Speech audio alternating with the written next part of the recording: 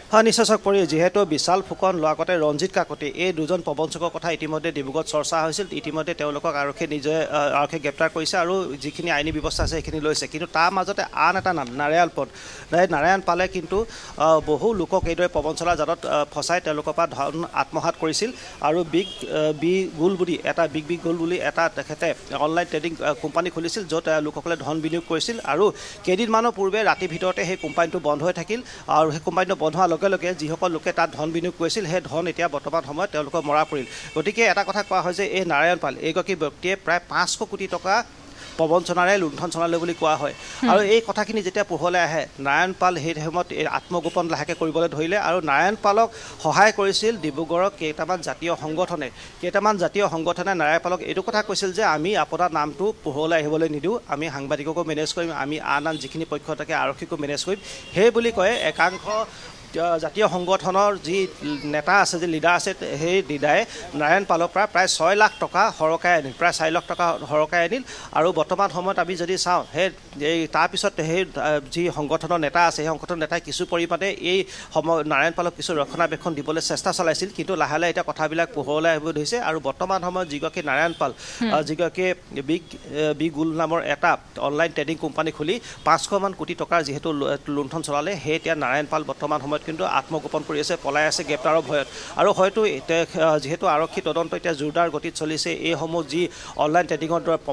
দ্বাৰা প্ৰবঞ্চনা জাল পেলাইছে তাৰ মাজত অন্য এটা নাম হৈ পৰিছে এইদৰে এতিয়া নাৰায়ণ পাল আৰু হয়তো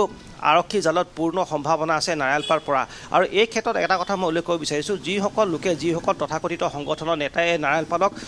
ৰক্ষণাবেক্ষণ দিবলৈ চেষ্টা কৰিছে তেওঁলোকো কিন্তু হয়তো তদন্ত আওতালৈ অহা পূৰ্ণ সম্ভাৱনা আছে কাৰণ আমি দেখিছোঁ যে দল সংগঠনৰ একাংশ নেতাই গৈ নাৰায়ণ পালক লগ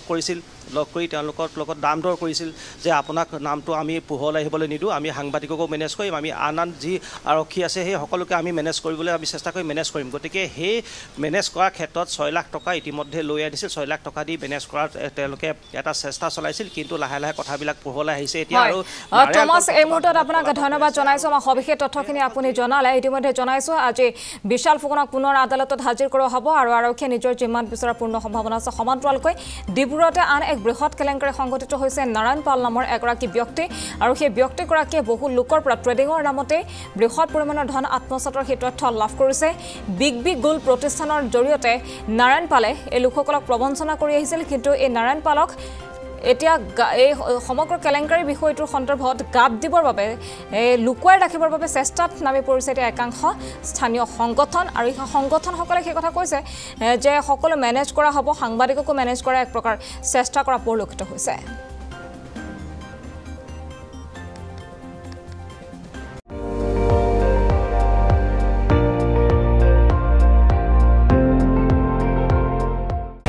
আপুনি চাই আছে ND24